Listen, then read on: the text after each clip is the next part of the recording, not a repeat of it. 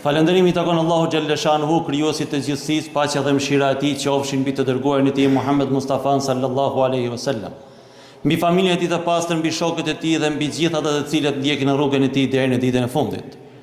Falenderojmë Allahun e madhëruar, i cili na ka dalluar nga krijesat e tjera duke na dhuruar mendjen dhe logjikën. Falenderojmë Allahun e madhëruar, i cili na ka dalluar nga njerëzit e tjerë duke na dhuruar Islamin. Falenderojmë Allahun e madhëruar, i cili na ka dalluar nga ata të cilët i thon vetes jam musliman me gojë, por jeta atyre s'ka të bëjë me Islamin, duke na bërë nga ata të cilët ato që besojnë me zemër e deklarojnë me gojë dhe lutim atë të na bëjnë prej atyre të cilët e derdhin me vepra. Falenderojmë Allahun e madhëruar, i cili na ka vendosur emrin në listën e sejdëbërësve në këtë ditë të bekuar, në këtë ditë të xumë. Këtë ditë të cilën Allahu e ka dalluar nga ditët e tjera, ku brenda kësaj dite ka vendosur namazin e xumas, i cili është një mbuloj, një fshirje mëkatësh, është një takim me Allahun e madhëruar, e në këtë takim nuk mund të marrin pjesë askush tjetër përveç atyre të cilët Allahu i ka zgjedhur. E sado që ta falenderojmë Allahun e madhëruar që na ka vendosur emrin në këtë listë, ne nuk do ta falenderojmë dot ashtu siç duhet. Por Allahu i madhëruar di shumë mirë, sepse na ka krijuar vetë ai që me gabimet që kemi, me hallet që kemi, me ato pak të mira që kemi, përderisa na ka ftuar dhe ne jemi përgjigjur, ai e di shumë mirë se jemi me kokë ulur për atij. Vëllezër dhe motra të nderuara, shpesh herë në hutbe hoxhallarët flasin për marrëdhënien që ka njeriu me Zotin, se sa i sakt duhet të jetë, sa i sinqert duhet të jetë në këtë marrëdhënie. Se çfarë vlerët ka njeriu ti përgjigjet obligimeve të Allahut të madhëruar. Ti përgjigjet namazit, ti përgjigjet agjerimit, ata të cilët e kanë për borxh ti përgjigjen haxhit, zakatit e me radhë. Por ndoshta pak më rrallë se kjo, hoxhallarët, pra ne si hoxhallar që Allahu i madhëruar, edhe pse jemi plot gabime, na ka dhënë këtë detyrë, na e ka vënë mbi kurriz. Flasim për rëndësinë e marrëdhënieve që kemi me njëri tjetrin. Dhe vallë, këto marrëdhënie, a duhen të jenë aq të sinqerta sa marrëdhëniet me Zotin apo jo? Nëse nuk janë të sinqerta siç janë marrëdhëniet me Zotin, vallë, këto marrëdhënie a na pengojnë neve për të pasur një marrëdhënie të sinqertë me Zotin apo jo? Vëllezër dhe motra, këto të dyja janë të lidhura bashkë me njëra tjetrën. Nuk mund të jetë njëra e sinqertë dhe tjetra jo. Nuk mund të themi që një njeri ka marrëdhënie shumë të sinqerta me Zotin, por me njerëzit nuk ka marrëdhënie as pak. Nuk i ka të sinqerta. Nuk mund ta themi këtë. Siç nuk mund të themi që me njerëzit është shumë i sinqert, është shumë i drejtë, dhe me Zotin nuk është i drejtë. Atëherë ky njeri nuk është në rregull. Që të jetë në rregull një njeri që t'i thuhet besimtar një njeriu, duhet i ketë të dyja këto gjëra në rregull. Allahu i madhëruar, kur pejgamberi sallallahu alaihi wasallam emigroi nga Mekka për në Medinë, emigroi sepse nuk kishte më shans të jetonte në atë vend. Edhe pse e donte shumë Mekën, ishte i dashuruar pas Mekës, sepse aty ishte rritur, aty ishte qabja e madhënueshme, u detyrua të emigrojë. Në vitin e dytë të hijretit, pra të emigrimit, pejgamberi sallallahu alaihi wasallam merr një vendim bashkë me ato pak besimtar për t'i dalë përballë një karvani tregtar që vinte nga Siria për në Mekë. Qëllimi ishte të kompensonte pasurinë që Mekasit i kishin marrë këtyre besimtar kur ishin larguar nga Mekka për në Medinë. Karvani tregtar e merr këtë njoftim dhe ndron rrugën, kurse Mekasit dalin me një ushtri shumë më të madhe se muslimanët për t'i bërë ballë. Pejgamberi alayhis salatu wassalam këtu mendohet pak, sepse një pjesë e besimtarëve i thonë ne kemi dalë për t'i dalë karvanit përpara për t'i marrë pasurinë. Nuk kemi dalë për të luftuar me një ushtri shumë më të madhe se ne. Derisa Allahu i madhëruar i dërgoi pejgamberit alayhis salatu wassalam ajetin kuranor ku i thot në surën Anfal: I thot, ti ke dalë për të luftuar për të vërtetën, jo për pasuri. Pejgamberi alayhis salam u thot sahabeve të tij që ne do të presim ushtrin Mekase. Edhe pse nuk ju erdhi mirë atyre, ata do ta prisnin. Nuk ishin të përgatitur materialisht, fizikisht për t'i bërë ballë një ushtrisë të tillë, por Allahu i madhëruar i dha fuqi, e ndihmoi me melekët e tij vetëm për sinqeritetin që ata kishin. Nuk zgjodhen pasurinë e kësaj dynja, por zgjodhen urdhrin e Allahut të madhëruar ta zbatojnë. E këtu ata morën pikërisht atë emër eshabët e Bedrit, shokët e Bedrit. Mirë po, pasi mbaroi lufta, u fitua lufta nga muslimanët, çfarë ndodhi? Në ajetin e parë të kësaj sure, Allahu i madhëruar i paraprin një ngatresë që do të ndodhte. Kush ishte ajo? I thot Allahu i madhëruar, do të pyesin ty besimtarët për plaçkën e luftës. I thuaj, ajo është e Allahut dhe dërguarit i tij, mos e prekni. Nëse doni të jeni të shpëtuar, shkoni mirë me njëri tjetrin, binduni Allahut dhe dërguarit i tij. Shkoni mirë me njëri tjetrin. Po i paraprinte pejgamberi alayhis salatu wassalam një ngatrese që do të ndodhte atë ditë. E kush ishte ajo ngatresë? Vrapuan për të marrë plaçkën e luftës. I madh dhe i vogël, aq sa ishin në luftë. Dhe pejgamberi alayhis salatu wassalam bëri pikërisht këtë ndarje. Vëllezër dhe motra, edhe ne duhet të dimë të bëjmë këtë ndarje. Vallë, pasuria e kësaj dynja është më e vlefshme apo marrëdhëniet mes njëri tjetrit që Allahu na urdhëron të shkojmë mirë, të bindemi Allahut dhe të dërguarit të tij dhe në ditën e gjykimit të dalim të fituar? Pikërisht kjo është. Hadithi që unë do flas sot është pikërisht në lidhje me këtë. Pyet pejgamberi sallallahu alaihi wasallam shokët e tij: "E tadruna man al-muflis?" A më thoni vallë, a e dini kush është i falimentuar? Të gjithë në mendjet tona, pak a shumë kemi përgjigjen e sahabeve. Sahabët një gojë i thonë: "El muflisu fina", i falimentuar tek ne, kush është? Men la dirhem lahu wala mata', ai i cili nuk ka lek, nuk ka pasuri. Për neve i falimentuar është ai i cili e ka humbur pasurinë e tij, ka humbur biznesin e tij dhe ka hyrë në borxh. Ky është i falimentuar. Nëse në jetën e përditshme e pyesim njëri tjetrin, të gjithë këtë përgjigje japim, pa përjashtim. Pejgamberi sallallahu alaihi wasallam pas kësaj përgjigje thot: "Innal muflisa min ummeti", me të vërtet i falimentuar në ummetin tim, kush është? "Me yati yawm al-qiyamati bi salatin wa siyamin wa zakatin", është ai person i cili në ditën e gjykimit del para Allahut të madhëruar me namazin e kryer, me agjërimin e kryer, me zeqatin e dhënë. Pra, me të gjitha obligimet e kryera del para Allahut të madhëruar. Në ummetin tim, thot pejgamberi alayhis salatu wasalam, ky është i falimentuar. Deri këtu është pak absurde. Të quash një njeri i cili ka bërë të gjitha obligimet në rregull i falimentuar në ditën e gjykimit, na duket si absurde. Por shikoni çfarë thot më poshtë pejgamberi alayhis salatu wasalam: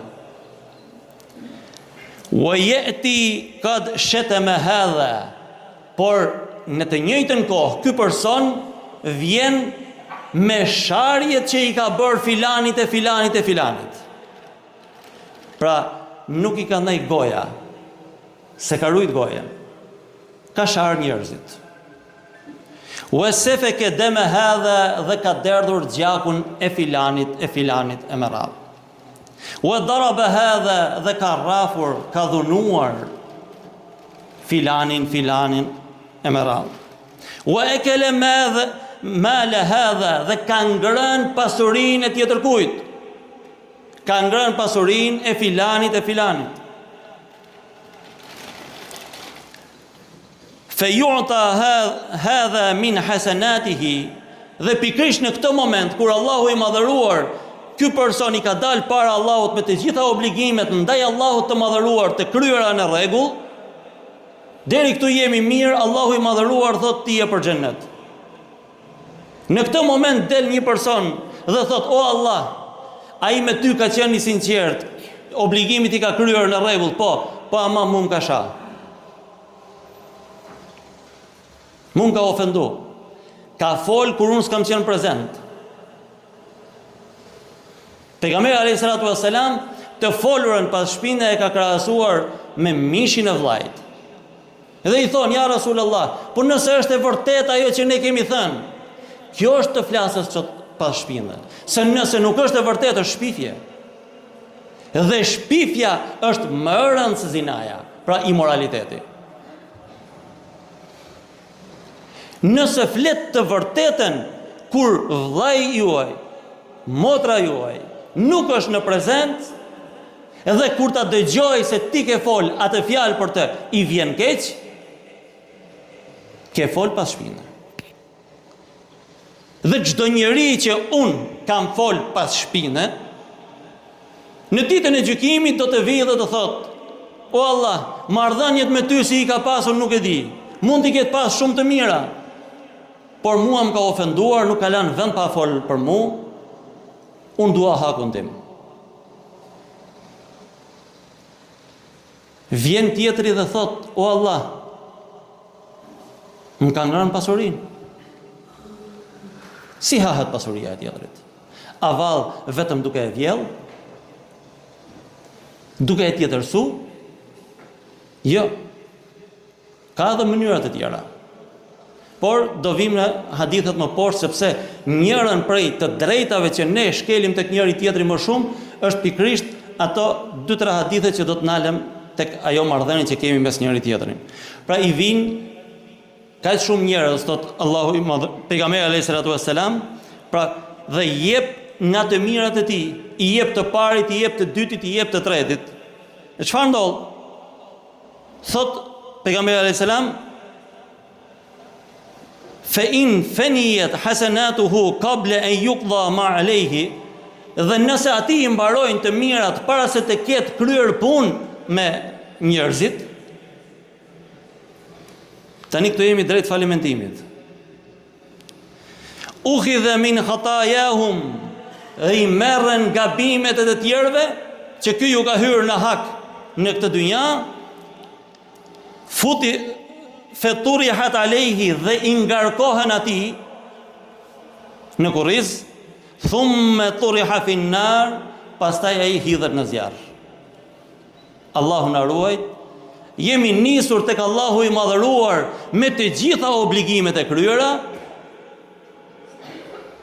me shpresën se Allahu i madhëruar do na mëshiroj, ato adhurime që kemi bërë cop do na i pranoj dhe do na mëshiroj me xhennet, por na dalin ata të cilët për neve kanë qenë të këqinjtë e kësaj botë, për neve kanë qenë njerëzit më të poshtër të kësaj botë.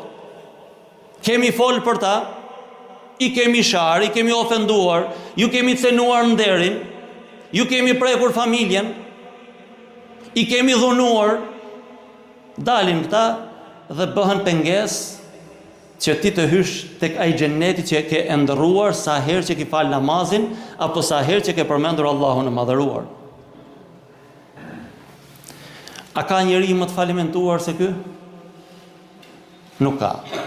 Allahu i madhëruar na ruajt nga ata të cilët do të dalin para tij në këtë gjendje, na bëf prej atyre të cilët me aq mund sa kemi t'i ruhen këtyre gjërave. Pra si thot pejgamberi alayhis salatu wassalam, i falimentuar i vërtet nuk është ai i cili humb pasurinë, por ai i cili shkatron sevapet e tija, shkatron adhurimet e tija për epshet e tij të kësaj dynja, për egon e tij, për tekat e tij. Njeriu i tillë, pra siç tham, vjen me shumë sevape, vjen me sevapet e namazit, e zeqatit, e haxhit, e shumë të tjera. Por në krahun tjetër nuk ka qenë aq i sinqert me njerëzit, me veten e tij, dhe Zoti na ruajt, ai falimenton. Imam Neveviu thot, të drejtat e njerëzve në ditën e Kiametit nuk do të paguhen me para, por do të paguhen me sevapet që ju keni fituar. Tani vallë, ta mendojmë një herë për veten tonë, unë i pari, sepse ne jemi të gjithë bashkë, jemi njësoj. Nuk është ndonjë privilegj që unë kam dalë këtu dhe po flas e ju po dëgjoni, por është një barr që është ngarkuar, ne jemi të gjithë njësoj para Allahut të madhëruar, sepse Allahu ka zgjedhur më të mirin për tek ai i cili është më i sinqerti, ai i cili e ka frikë Allahun më shumë. Kjo nuk është me pozitë, por kjo është me zemër tek Allahu i madhëruar. Ditën e gjykimit pra paguhen me sevape. Vallë, a kemi sevape të mjaftueshme ne që të themi që unë kam edhe për të fituar xhenetin, kam edhe për të paguar ata që u kam hyrë në hak të tjerëve? Nuk ma merr mendja. Edhe pse na pëlqen kur ne poshtrojmë dike, na duket sikur kemi triumfuar, por në fakt ne po i përgatisim vetes tonë një humbje në ditën më të madhe, në ditën më të frikshme, në ditën e Kiametit. Gjunahu ndaj nderit dhe pasurisë së njerëzve është më i rëndë se gjunahi mes robit dhe Allahut. Sepse Allahu i madhëruar të falë, është falës, por njeriu në ditën e gjykimit ka hallin e vet. Njeriu në ditën e gjykimit ka hallin e vet.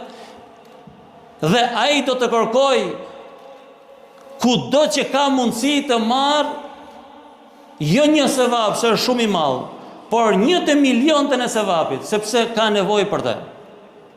Vallë, ata njerëz të cilët unë i kam sharë në ditën e gjykimit, a do të dalin dhe do të më thonë ti kam fal, apo do të kërkojnë hakun?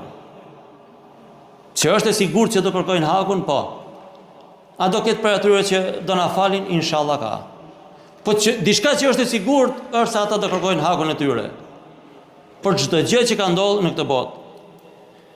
Ibn Rejepi thot, adhurimi i pastër, më falni, tek Allahu i madhëruar nuk mund të shkojë nëse nuk keni moral të pastër.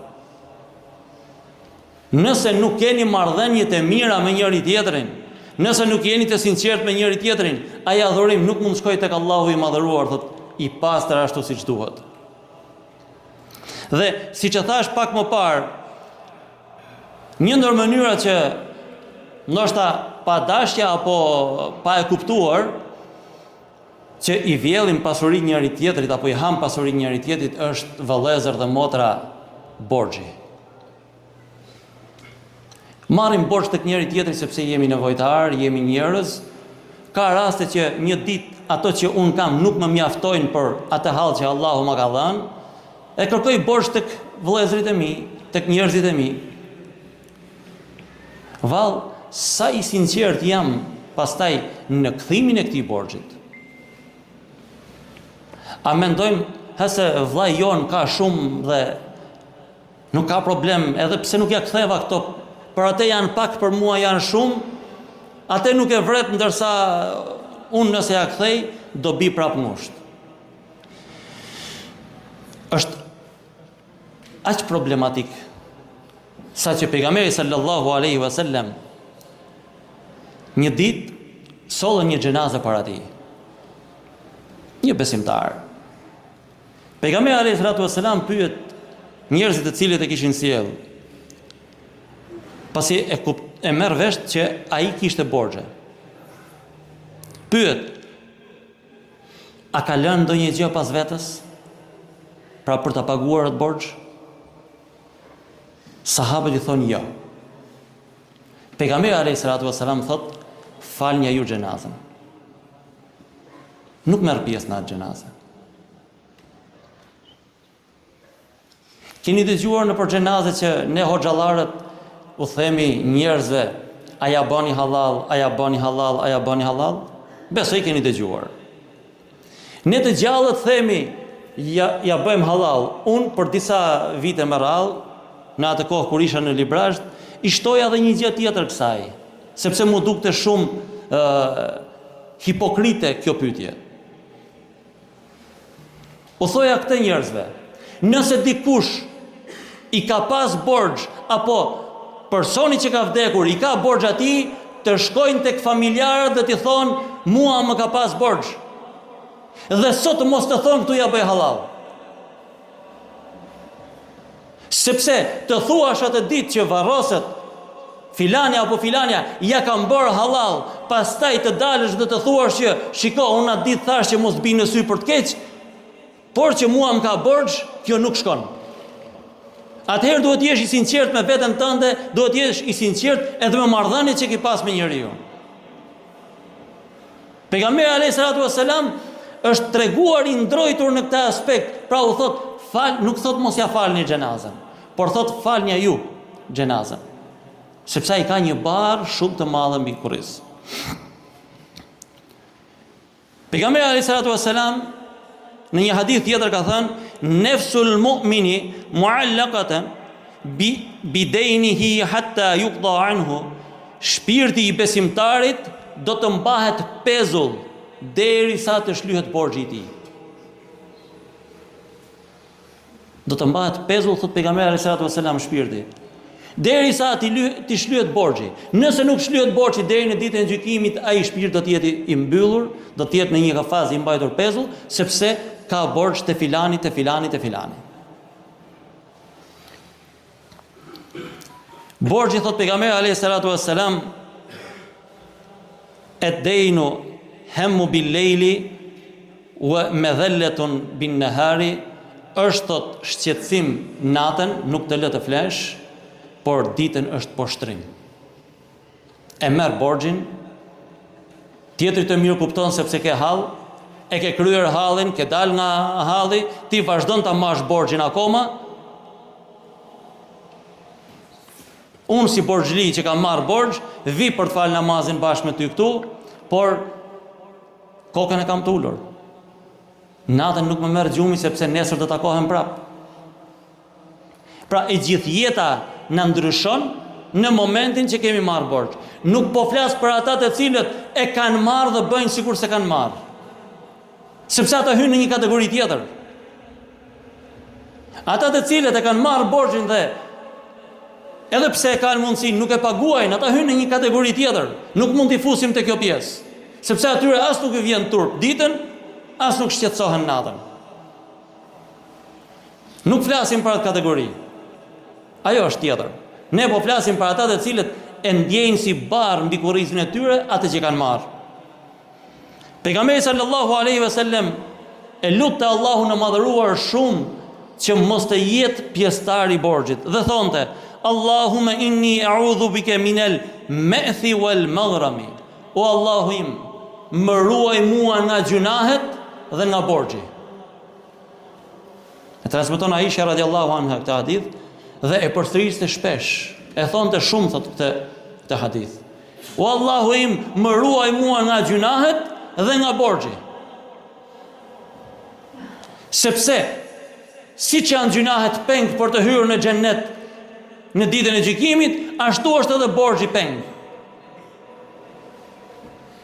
Dhe kur flasim për borxhin material, ekonomik, pra ka edhe borxh me fjalë.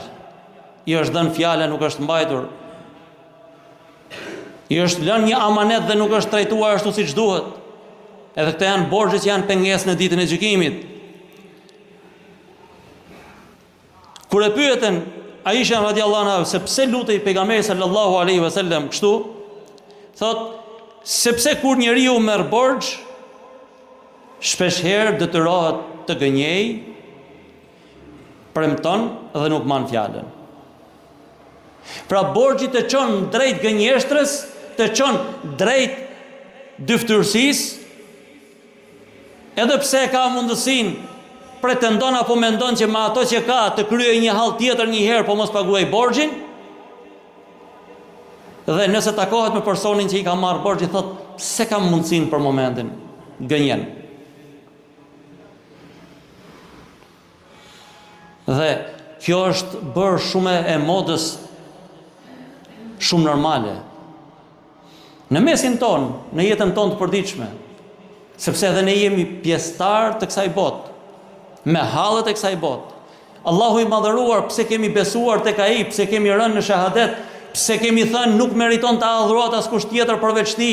Allahu i madhëruar nuk na ka marrë me hatër nga hallet e kësaj bote. Se të ishte për të marrë me hatër nga hallet e kësaj bote, do të mante pejgamberin alayhis salatu wassalam të parin.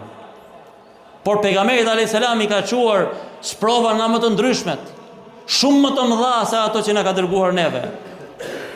Sepse ai ishte pejgamberi alayhis salatu wassalam dhe siç është një shprehje popullore, sipas malit bie dhe bora, pejgamberi alayhis salatu wassalam ishte një mal i tillë që kur binte borë tek ai, tek të tjerët ishte verë.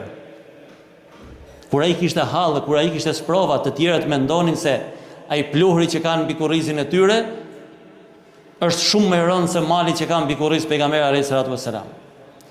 Prandaj, vëllezër dhe motra, që të mos bëhemi pjesa e asaj gënjeshtrës me dashje nga halli apo për të dalë nga situata, i lutemi Allahut mos na bëjnë prej atyre të cilët marrin borxh për qef, për të ndryshuar mënyrën e jetesës, për të kaluar nga një klasë në një klasë tjetër. Mos ta bëft Allahu i madhëruar prej atyre të cilët marrin borxh për të ndrruar modelin e makinës, për të ndrruar celularin apo ku ta diun. Në largoft Allahu i madhëruar nga kjo smundje. E na bëft prej atyre të cilët i zgjidhin hallet parën në hall më të madh se ai. Pejgamberi sallallahu alaihi wasallam thot, kush merr pasurinë e njerëzve, pra kush merr borxh nga njerëzit me qëllim për ta kthyer atë, Allahu i madhëruar do t'ja lehtësoj atij, do t'ja mundsoj që ta paguajë atë. Pra e din shumë mirë dhe pejgamberi alayhis salatu wassalam dhe Allahu i madhëruar padyshim që ne kemi nevojë për njëri tjetrin dhe do kemi raste që do i kërkojmë njëri tjetrit borxh. Do i kërkojmë njëri tjetrit këtë mundësi sepse jo të gjitha i kryjmë me mundësitë që kemi. Dhe nëse e merr thot me qëllimin që unë do ta paguaj këtë, Allahu i madhëruar, nëse ti qëndron i sinqert në atë qëllim, Allahu i madhëruar do ta mundsoj dhe do ta lehtësoj larjen e atij borxhit. Por nëse është e kundërta, çfarë thot? E kush merr thot me qëllim që ta shkatroj, pra ta shpërdoroj, kush merr me qëllim që mos ta kthej më mbrapsht, thot Allahu atë do ta shkatroj. Më haptas dhe më qartë, besoj se nuk ka. Pra kush e merr pasurinë e tjetrit, edhe pse i thot ma jep borxh do ta kthej, por e merr se ky ka plot. E merr me njetin që mos ja kthejnë më, Allahu i madhëruar e shkatron dhe në këtë dynja, po edhe në dynjan tjetër. Allahu na ruajt. Vëllezër dhe motra, me të vërtet kemi nevojë për njëri tjetrin, por duhet të dimë dhe të jemi të bindur, të vetëdijshëm se nuk duhet të marrim borxh vend pa vend, kohë pa kohë dhe në raste kur nuk është i domosdoshëm. Sepse ai është peng i joni, është zinxhir që na lidh. Kemi një shprehje, burrin e lidh fjala, po borxhi është zinxhir. Nëse marrim, nuk mund të them nëse merrni sepse jam edhe unë pjesë e kësaj dynja. Nëse marrim borxh, të mundohemi ta kthejmë sa më shpejt. Sepse garancinë e jetës nuk e kemi në dorë. Frymën që marrim nuk e kemi të garantuar a do e japim. Atë frymë që e kemi dhënë nuk e kemi të garantuar a do e marrim tjetër më saj. Prandaj duhet të jemi shumë të vëmendshëm. Dhe ata të cilët kanë mundësi financiare, le të ndihmojnë ata të cilët kanë nevojë pa njetin e borxhit. Të japin sadaka, të japin zeqatin e tyre, të japin aty ku ata mendojnë se me të vërtet ky njeri ka hall.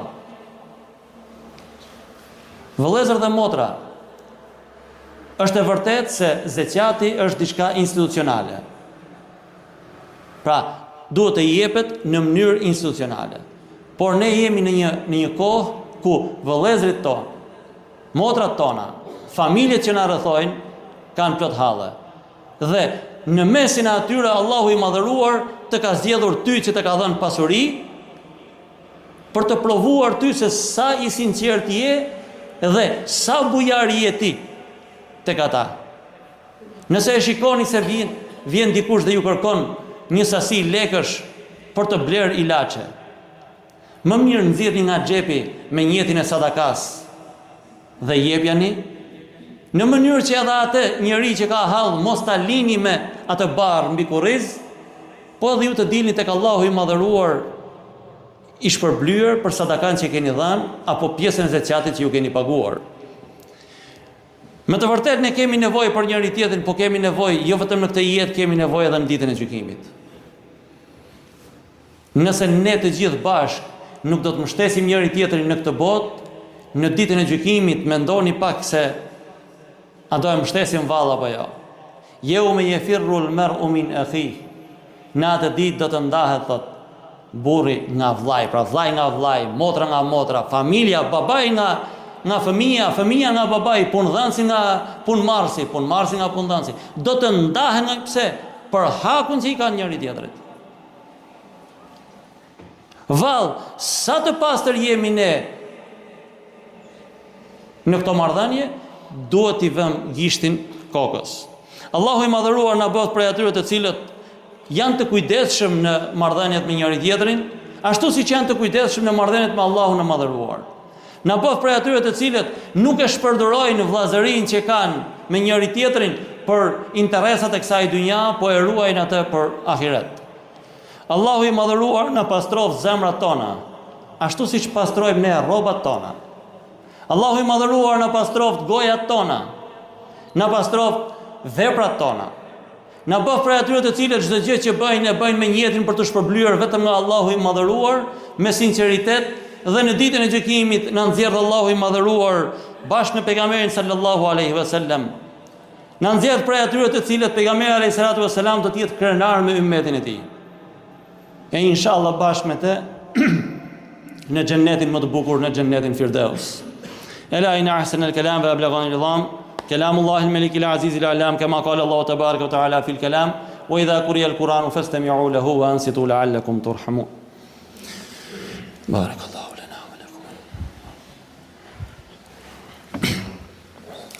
الحمد لله الحمد كاملين والصلاة والسلام على رسولنا محمد وعلى آله وصحبه أجمعين تعظيما لنبيه وتكريما لفخامة شان شرف صفيه فقال عز وجل من قائل مخبرا وامرا إن الله وملائكته يصلون على النبي يا أيها الذين آمنوا صلوا عليه وسلموا تسليما اللهم صل كما صليت على وعلى آل إبراهيم وعلى آل إبراهيم. Vëllezër dhe motra, pejgamberi sallallahu alaihi wasallam u thot sahabëve të tij kur një person hyn në xhami, thot doni të shikoni thot një xhenetli mbi faqet dheut? I thon po ja Rasulullah. Shikojnë një njeri të thjesht. Këtë e përsërit pejgamberi alayhi salatu wasalam disa ditë rresht. Njëri nga sahabët bëhet shumë kurështar. Thot, çfarë ka bërë ky? Që pejgamberi alayhi salatu wasalam e quan banor të xhennetit pa ndruar jetë, pa dalë në ditën e gjykimit. Dhe vendos të shkojë tek shtëpia e tij dhe të roket. Kam ngel jashtë. Pranon mysafir? Po i thot. E merr, shikon asgjë. Të nesërmen asgjë. Disa ditë me radhë asgjë. Bëhet kurështar sepse nuk e shuajti atë kurështin pa e pyetur. I thot, çfarë bën ti ndryshe nga të tjerët që pejgamberi alayhi salatu wasalam të quan banor të xhennetit? Se di thot unë çfarë bëj. Thjesht jetoj jetën time. Asgjë tjetër. Diçka bën thot. Mendohet, thot, po, vetëm një gjë bëj. Çfarë thot? Para se të flej gjumë, them, o Allah, nëse më ka hyrë dikush në hak, ja bëj halal. Mos më vën gjumë, pa ja bërë halalun atij. Nëse i kam hyrë dikuj në hak, mos më vën gjumë pa ma bërë halal ai, apo pa i paguar unë hakun atij.